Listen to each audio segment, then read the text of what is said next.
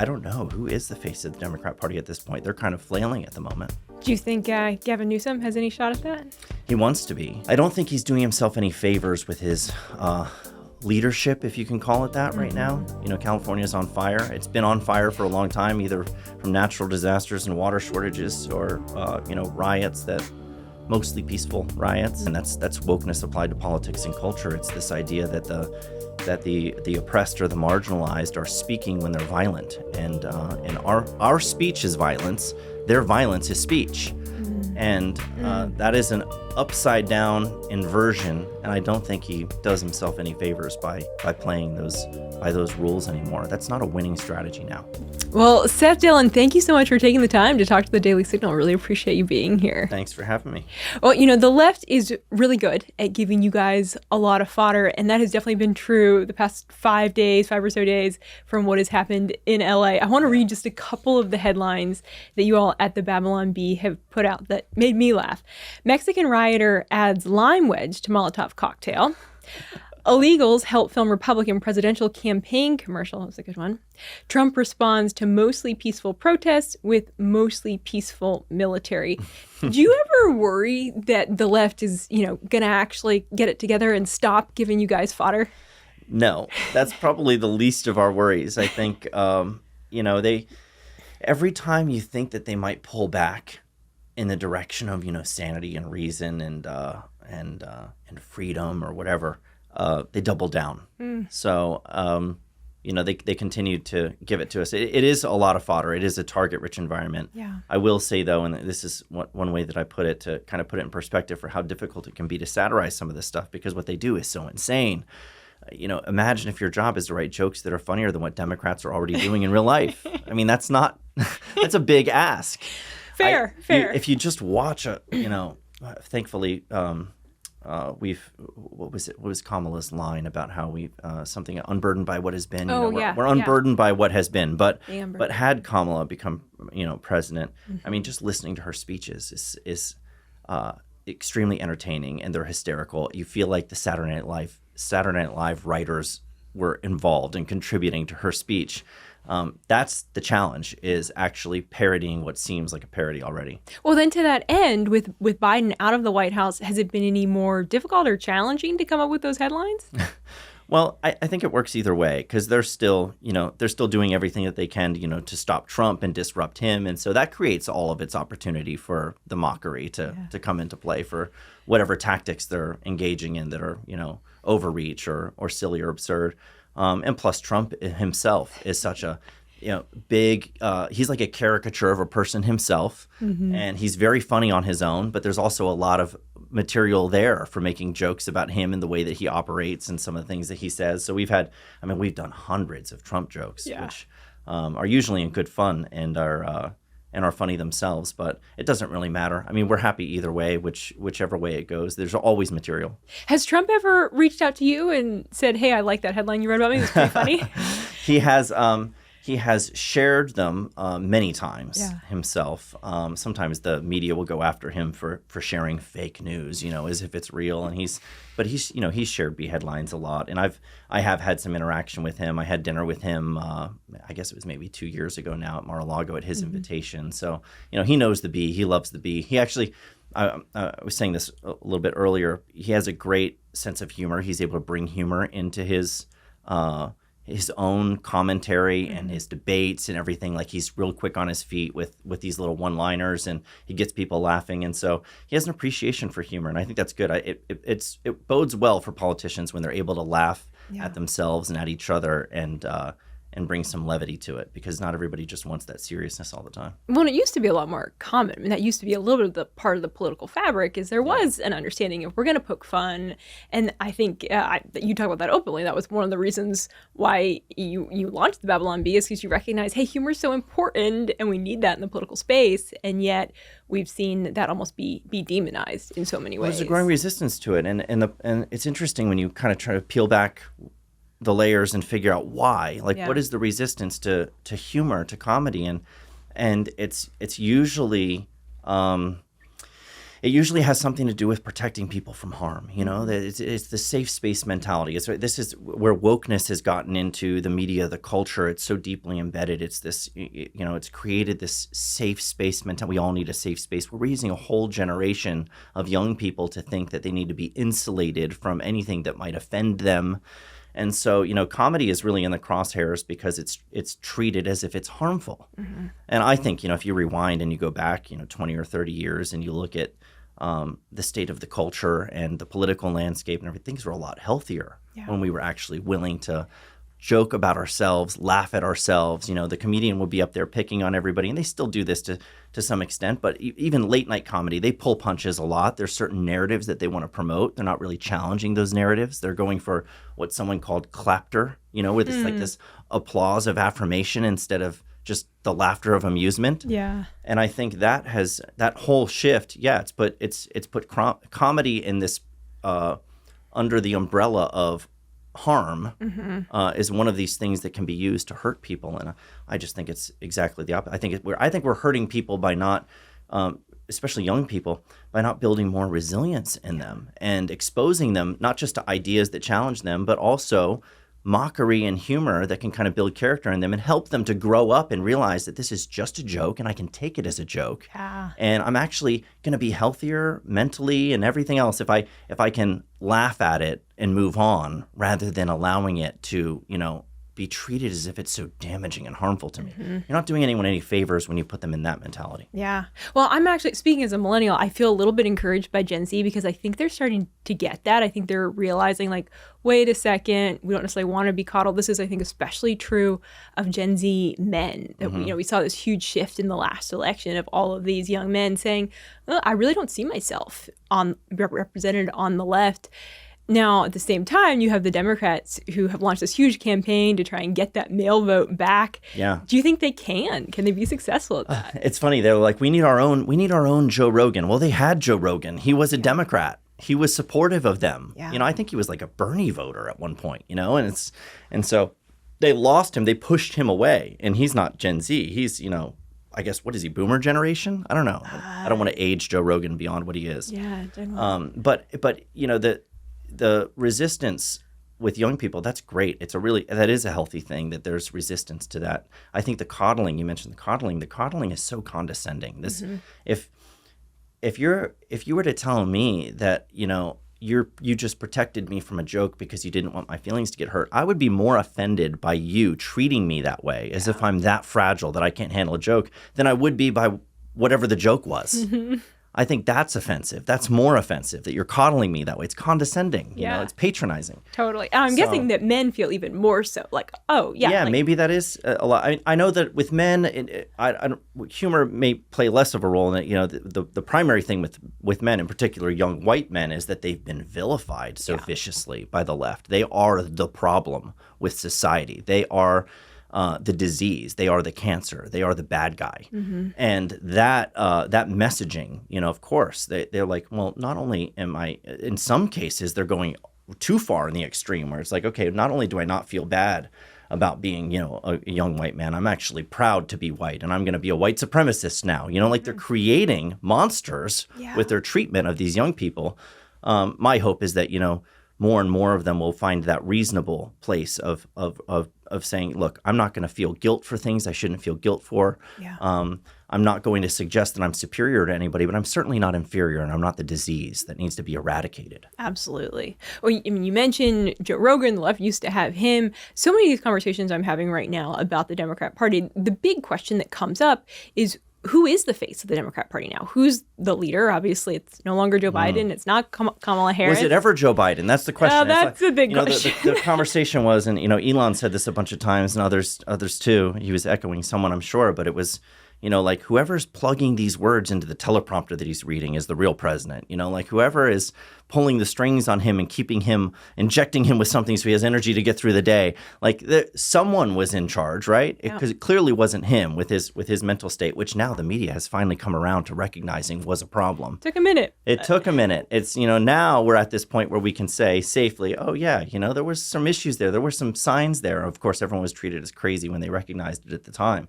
But yeah, I don't know who is the face of the Democrat Party at this point. They're kind of flailing at the moment. Do you think Gavin Newsom has any shot at that? He wants to be. Yeah. He wants to be. I don't think he's doing himself any favors with his leadership, if you can call it that, right now in California. California is on fire. It's been on fire for a long time, either from natural disasters and water shortages or, riots, that mostly peaceful riots, which he not only doesn't put down appropriately, they encourage these things with their words and actions. And so, and that's wokeness applied to politics and culture. It's this idea that the oppressed or the marginalized are speaking when they're violent, and our speech is violence. Their violence is speech, and that is an upside down inversion. And I don't think he does himself any favors by playing by those rules anymore. That's not a winning strategy now. Yeah. Well, we see that often elevated in the media, that type of rhetoric and language. When you look at kind of the media landscape as a whole right now, what would you say is the biggest issue, one or two of the biggest issues you're seeing? The media landscape, meaning what? Like how journalism is done? I would say, how journalism is done, how reporting is done, how headlines are written. Yeah. Well, there continues to be this effort to push whatever the popular narrative is. I do think there are some. Let me focus on some positives for a second. I think, independent voices. You hear a lot of this, like we are the media now. With the social media rise and independent journalists doing their Substacks and their own videos and breaking free of these, companies that are just kind of like these corporations that are in lockstep with whatever the popular narrative is supposed to be. There's a lot of people breaking out of that, and they're gaining large audiences by getting out of lockstep with that. And so there are some positive trends in the media. But of course, you still continue to see problems with how the headlines are written and how they're trying to continue to, manufacture a narrative, promote a narrative, and get people to buy into it. That's not going away. But the pressure that's on them to veer from that path, I think, is tremendous.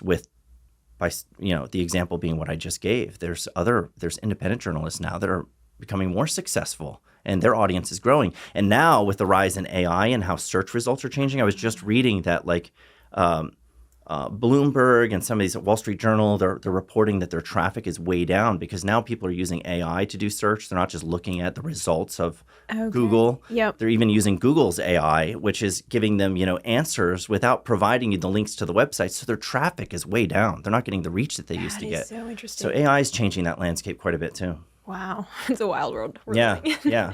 We've talked briefly, you've mentioned both Elon and Trump. Obviously, tons of news around Elon and Trump recently that you guys have covered as well at the Bee. What do you see for the future of that relationship? There's some reconciliation that appears to be happening. Yeah. Is Elon coming back to the White House? I think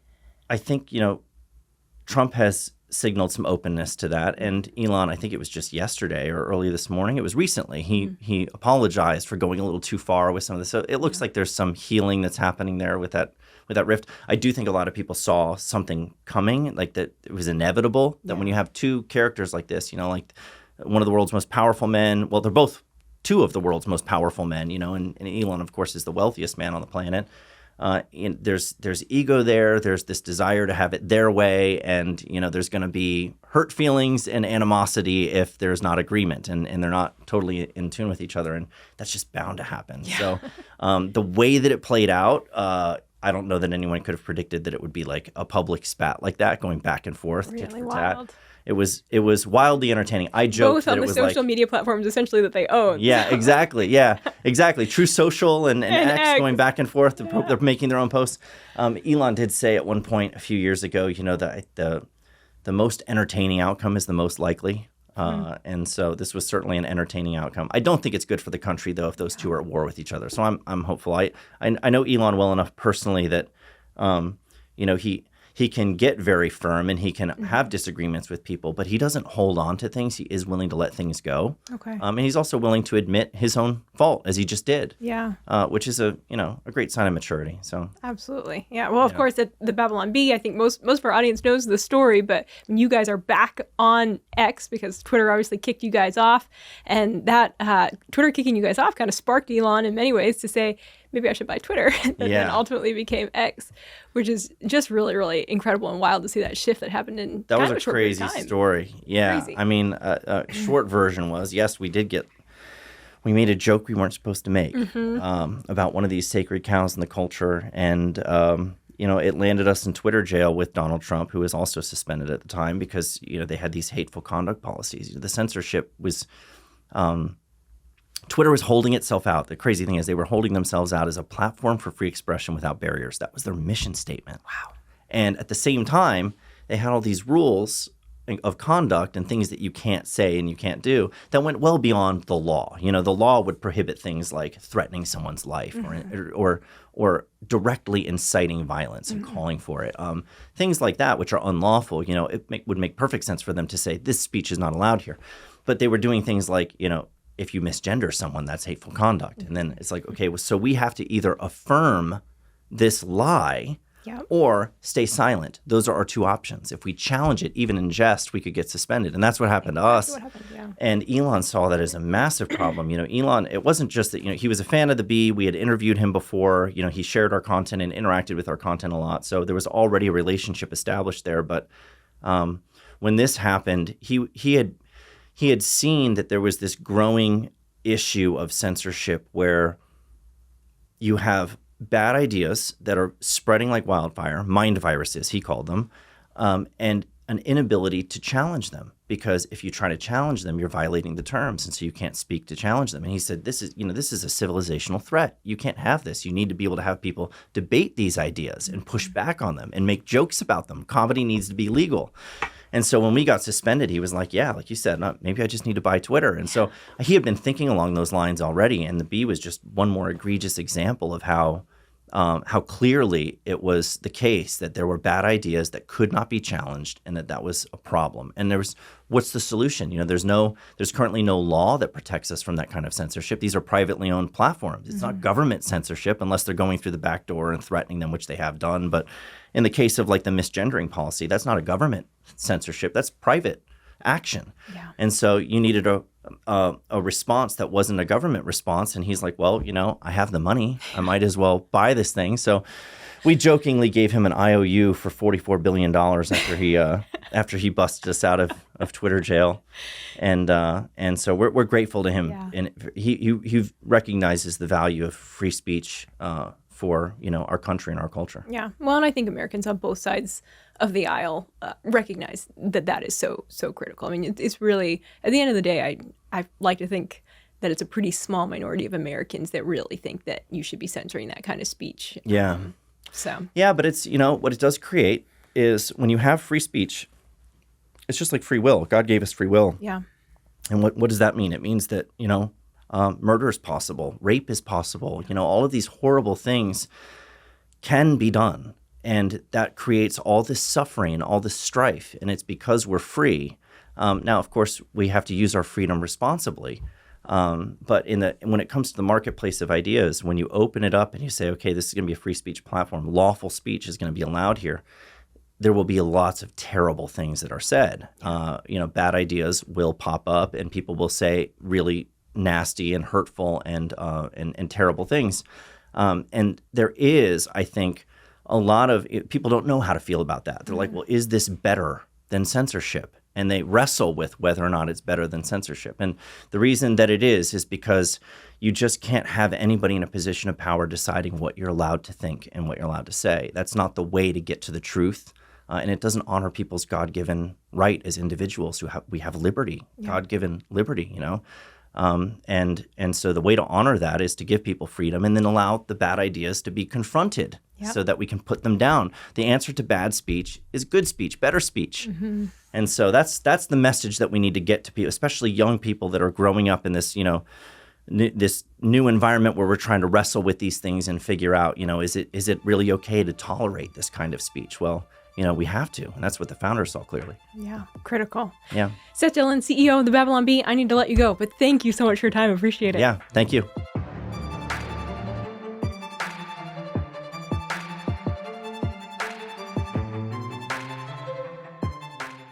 Right is still right, even if you stand by yourself.